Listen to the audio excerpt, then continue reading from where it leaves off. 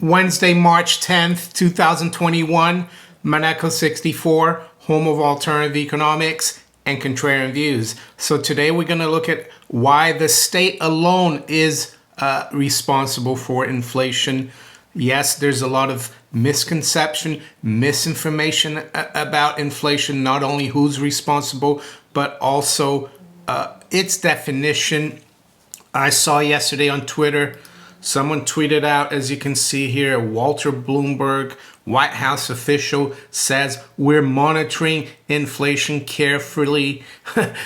I responded to that tweet. I said that's akin to a burglar telling you that he's gonna look after your house while you go on holiday or vacation.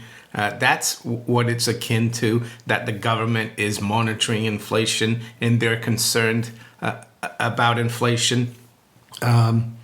Yes, I'm going to reference a book that I've referenced before, Felix Somary, the Raven of Zürich, very influential banker, as I've said many times to my older existing subscribers. You might not have heard of him.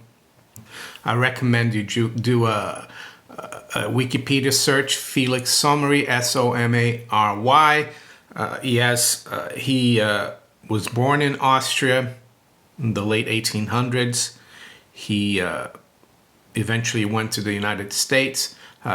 In the interim, before he did that, he moved to Switzerland. He was a very influential banker. And in his memoirs, The Raven of Zürich, on page 98, this is what he says about inflation. I'm going to read through these two paragraphs here. Thus, it was that defrauding the saver became a patriotic virtue and remained one with short interruptions for an entire generation. Inflation, that is confiscation without legal authority and without any limits, was the incubator for both Bolshevism and Hitlerism. When we began to raise our voices in warning, back at the beginning, we were condemned as money-obsessed and ridiculed as hard-hearted financial types and gloomy hard-ringers. But even our most pessimistic forecasts were far exceeded by the dreadfulness of the actual consequences. My book avoided any exaggeration of the role banks play. Theories that at the time were becoming fashionable ascribed decisive importance to banks in the whole economic cycle, which is completely contradicted by the facts. Of the four theoreticians who represented this point of view, the most prominent experienced the collapse of his own bank. The second committed suicide after running through the fortune he had inherited. The third had never seen a bank in operation, and the fourth totally recanted his views. That did not prevent the wide dissemination of the deposits myth. Myths generally spread wider and last longer than knowledge of mere facts. So here's the key point he makes. The state alone is responsible for inflation.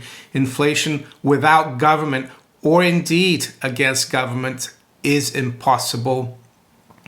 So there you go. There's another comment he made about inflation, and I'll come to that right now. On page 136, and this is what he said about inflation. Inflation, on the other hand, can go on for years without its victims becoming conscious of the incredible way in which they have been swindled. And I think that's where we're coming to right now. That's where we're going to realize that we've been swindled.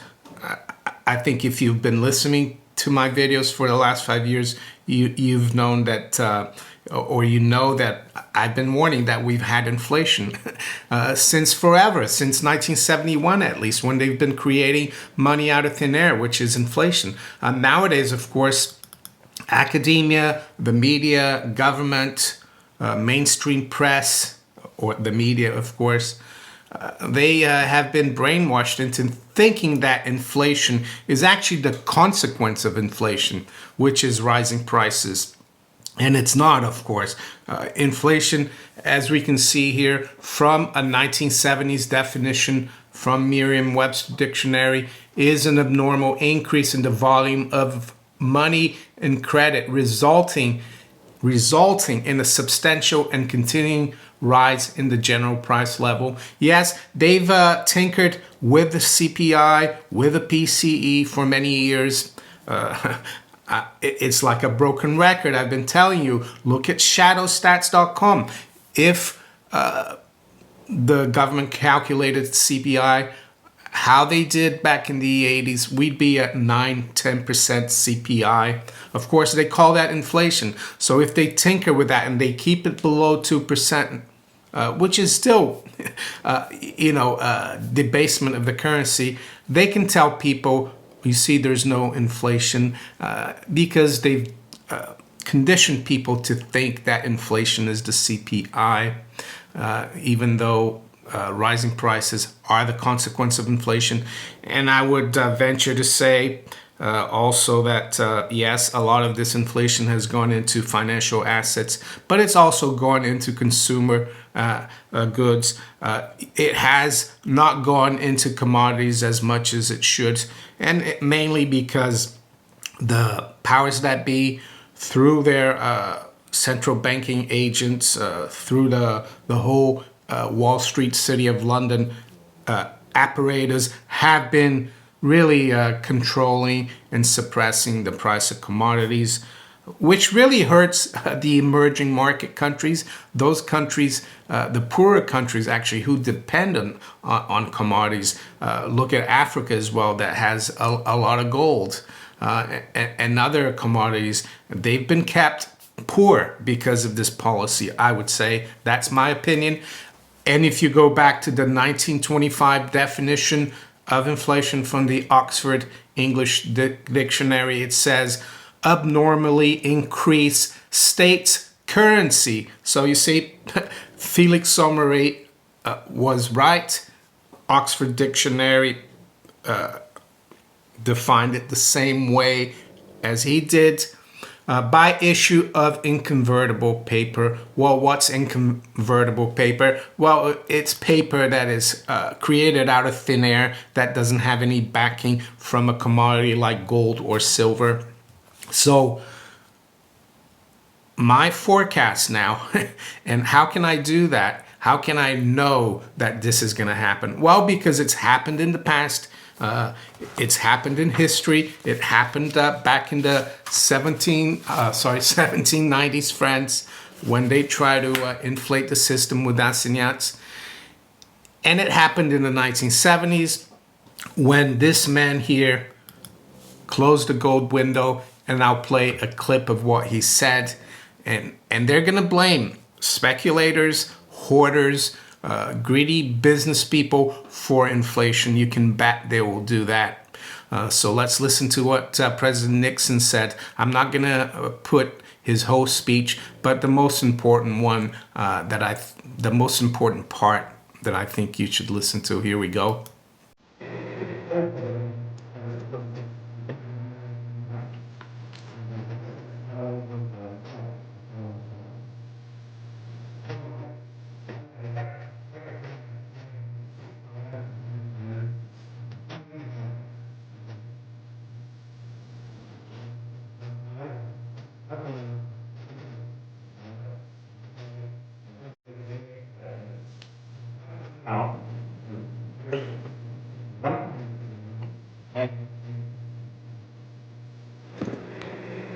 Now, what is this action which is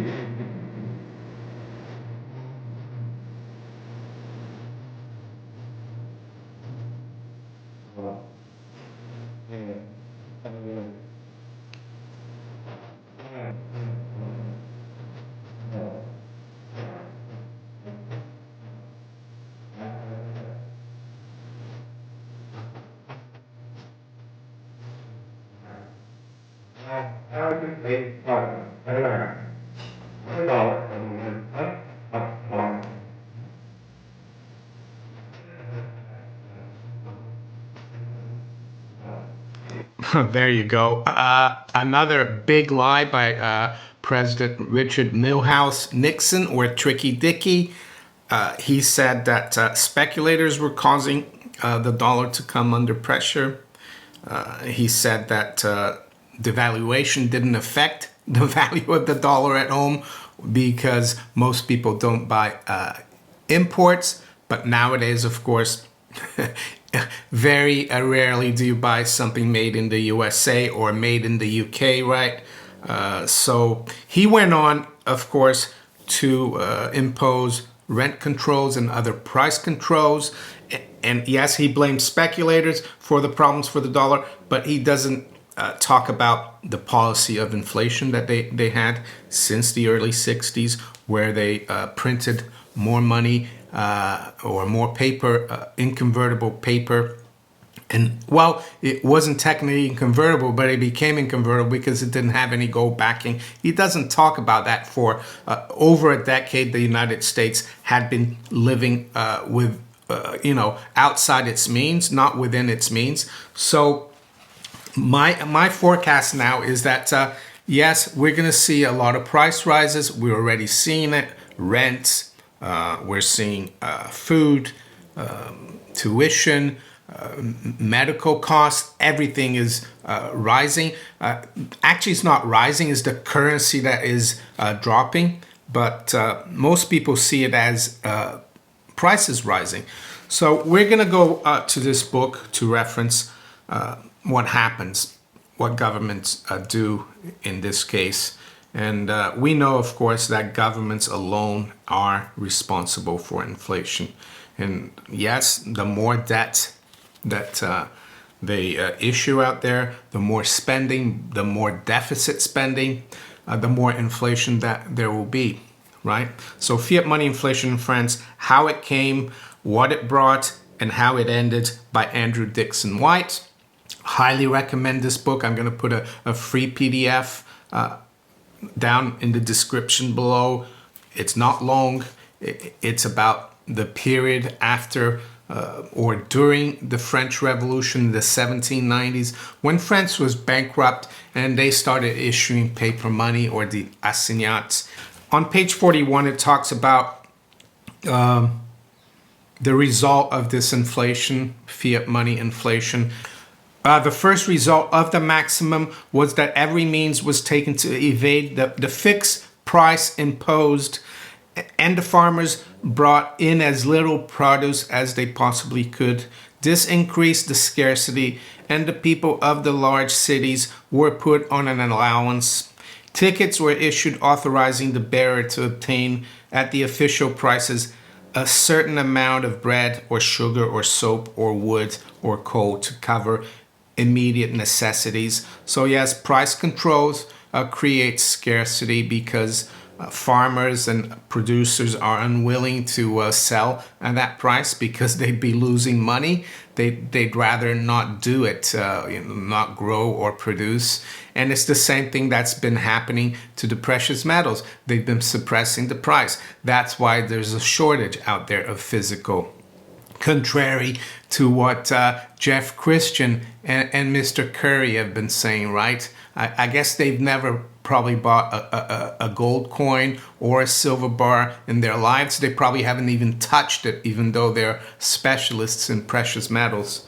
But it was found that the maximum, with its divinely revealed 4 rules, could not be made to work well, even by the shrewdest devices. In the greater part of France, it could not be enforced. As to merchandise of foreign origin or merchandise into which any foreign product entered, the war had raised it far above the price allowed under the first rule, namely the price of 1790, with an addition of 1/3. Shopkeepers, therefore, could not sell such goods without ruin. The result was that very many went out of business, and the remainder forced buyers to pay enormous charges under the very natural excuse that the seller risked his life in trading at all. And the other thing they're doing right now, businesses have been forced or pushed to do, not only recently, but for years, is to put charges on top of the price. Like when you go to fly, there's charges for anything, to carry a hand luggage, to carry extra luggage. I remember very well 20, 30 years ago, you just paid for the flight. So they've kept the prices the same, but they put extra charges, which is basically raising the prices. So yes, they tried it back then. It didn't work. They even imposed deadly laws that if you were caught selling above the fixed government price, yes, you would be guillotined. In Weimar, Germany, they did the same thing, price controls, and I think unfortunately that's the way we're going to go, not only in the US but in other countries. So when the White House says that they're monitoring inflation, don't be fooled. They're creating the inflation that's going to result in the rising prices that we're going to see. It's going to get even worse. They're not even going to be able to hide the consumer price rises now. And you can bet the governments are going to blame businesses, speculators, like they have in the past, and they're the ones that are to blame. So with that, let's look at where the markets are this morning. It's 10 to 9 a.m. London. So we've got spot gold down about $1 at 1714.60. We've been as high as 1721 and as low as 1710. So fairly narrow range for now. Silver right now is down 6 cents, 25.85. We've been as low as 25.53 and as high as 26.09. The Dow future is up 70 points. NASDAQ up 11. NASDAQ did very well yesterday. The S&P 500 is up 4 points.